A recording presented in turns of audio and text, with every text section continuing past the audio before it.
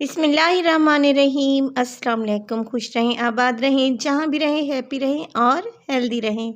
तो मैं हूँ फ़ायज़ा और वेलकम करती हूँ आपको चटपटे पकवान में। जब भी आप किसी होटल, रेस्टोरेंट या फिर ढाबे पे दाल खाते हैं तो आपके ज़हन में ये सवाल ज़रूर उठता है कि इतनी टेस्टी दाल हम घर पे क्यों नहीं बना सकते। कौन से ऐसे मिसाले इस्तेमाल किए जाते हैं जिससे दाल का टेस्ट इतना लाजवाब होता है कि आप अपनी उँगलियां चाटने पर मजबूर हो जाते हैं। तो आज मैं वही टेस्टी रेसिपी आपके लिए लाई हूँ। आज मैं बना रही हूँ दाल फ्राई, यानी कि माश की दाल को बनाएंगे हम बिल्कुल ढाबा स्टाइल। तो चलें जी, स्टार्ट करते हैं। तो सबसे पहले यहाँ पे मैंने ले ली है एक कढ़ाई और कढ़ाई में मेरे पास है तकरीबन 300 ग्राम। यहाँ पे मेरे पास दाल माश है जिसे मैंने 1 घंटा पहले भिगो दिया था और अब ये अपने साइज़ में डबल हो चुकी है। दाल को भिगोना लाजमी है, इससे एक तो इसके गलने का प्रोसेस बहुत जल्दी शुरू हो जाएगा और दूसरा ये अपने साइज़ में भी डबल हो जाएगी। इसमें डालेंगे 2 गिलास पानी। अगर आप प्रेशर कुकर इस्तेमाल कर रहे हैं तो फिर आप पानी की मिक़दार कम कर दें।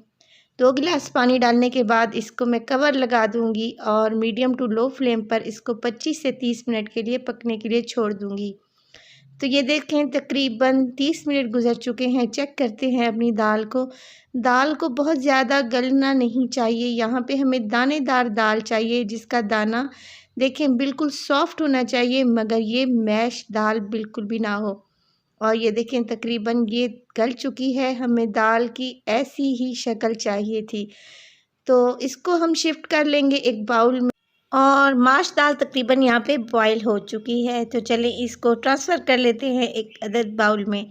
आप देख रहे हैं कैसा इसका दाना खिला खिला सा है। बस जी हमें ऐसी ही दाल चाहिए थी। तो चले अब जल्दी से इसका मज़ेदार सा तड़का तैयार कर लेते हैं।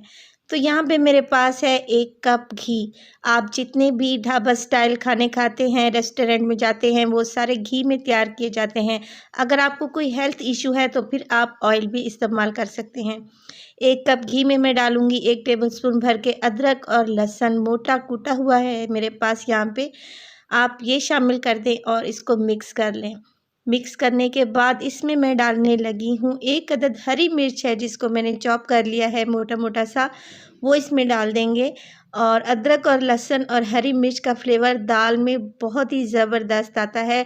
और आपको ये मैं बताती चलूँ कि दाल माश में हम इस वक्त प्याज इस्तेमाल नहीं कर रहे। तो हरी मिर्च डाल देने के बाद 1 मिनट तक इसको फ्राई करेंगे और जब अच्छी सी खुशबू आने लगेगी तो अब हम इसमें शामिल करने लगे हैं। यहाँ पे मेरे पास थे 3 मीडियम साइज़ के टमाटर जिसे मैंने मिक्सी जार में डालकर ब्लेंड कर लिया है और ये टमाटर का पेस्ट हम इस स्टेज पे इसमें शामिल कर देंगे। बहुत ही डिफरेंट किस्म की दाल की रेसिपी देने लगी हूँ, मगर बहुत ही टेस्टी है। आप इसको एक बार बनाएं तो आपको खाकर मज़ा ही आ जाएगा इंशाल्लाह। टमाटर का पेस्ट डाल देने के बाद हमने इसको भून लेना है, मगर भूनने के साथ साथ इसमें मैं कुछ पाउडर स्पाइसेस शामिल करूँगी, जिसमें मेरे पास है नमक 1 टेबलस्पून या अकॉर्डिंग टू योर टेस्ट।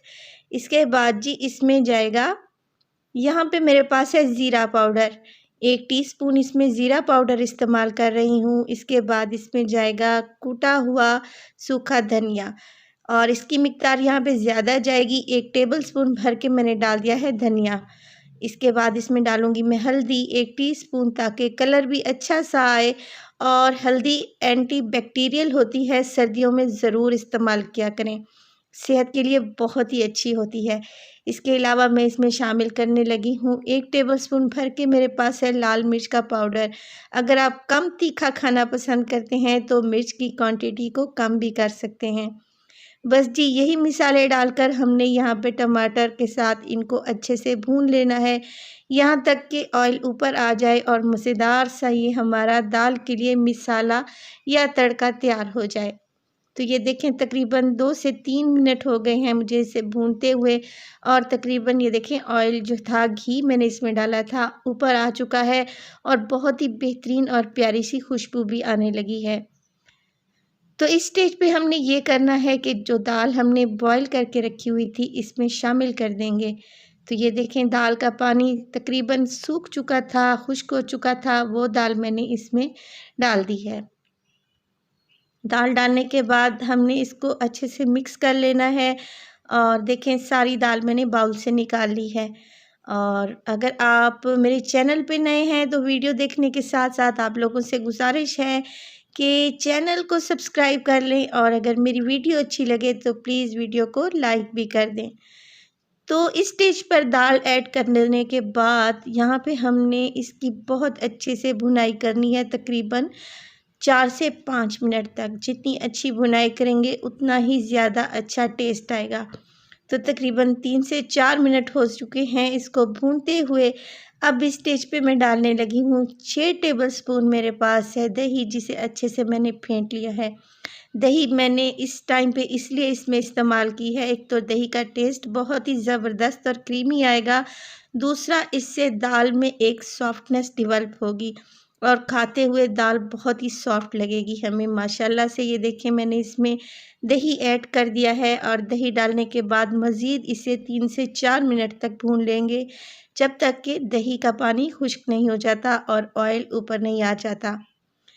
तो ये देखें वीडियो अभी यहाँ पे कंप्लीट नहीं हुई। मेरे पास यहाँ पे है चिकन, जिसे मैंने उबाल लिया था और रेशा कर लिया है। तकरीबन 1 कप चिकन है, ये मैं इसमें डाल दूँगी। मज़ीद फ्लेवर को इन्हेंस करने के लिए मैं इसमें डाल रही हूँ शिमला मिर्च। 1 शिमला मिर्च थी जिसे मैंने छोटे-छोटे क्यूब्स में काट लिया है, वो भी इसमें डाल देंगे। बस जी इन चीज़ों को मिक्स कर लेंगे। माशाल्लाह से आप दाल का कलर देखें, और जो मैंने इसमें चिकन और इसमें शिमला मिर्च डाली है ये इसमें मज़ीद टेस्ट लेके आएंगी और बहुत ही डिफरेंट मगर लाजवाब किस्म की दाल फ्राई हम तैयार कर सकेंगे इंशाल्लाह। इस रेसिपी को ट्राई करें, आपको बहुत ही पसंद आएगी और अपना फीडबैक देना हरगिज़ नहीं भूलिएगा। तो तकरीबन ये देखें इसमें शिमला मिर्च डाल देने के बाद सिर्फ 2 मिनट ही मैं इसको भूनूंगी, और आप दाल की लुक देख रहे हैं कितनी मज़े की लग रही है और इसका टेस्ट भी बहुत ही मज़ेदार है।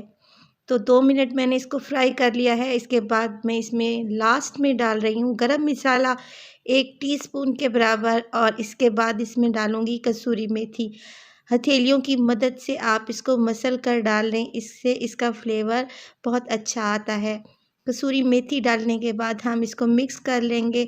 आप देख रहे होंगे कि दाल का पानी जो था बिल्कुल ड्राई हो चुका है और ऑयल जो था वो भी ऊपर आ चुका है। बहुत ही मज़े की दाल बनती है, आप इसको घर में ज़रूर बनाएं। गरमा-गरम चपाती के साथ सर्व करें या फिर आप इसको बॉइल्ड राइस के साथ भी खा सकती हैं। बहुत ही टेस्टी, बहुत ही लाजवाब। रेसिपी पसंद आए तो प्लीज़ लाइक करें और अपने फैमिली और फ्रेंड्स में भी शेयर करें, और अगर आप चैनल पे नए हैं तो प्लीज़ चैनल को सब्सक्राइब कर लें और साथ ही दिए गए बेल आइकन पे भी लाज़मी प्रेस किया करें, ताकि आपको मेरी अच्छी-अच्छी और मज़ेदार वीडियोज़ का नोटिफिकेशन सबसे पहले मिल सके। तो अपना बहुत सारा ख़्याल रखिएगा और फ़ाइज़ा को भी अपनी दुआओं में याद रखिएगा। टिल देन अल्लाह निगहबान।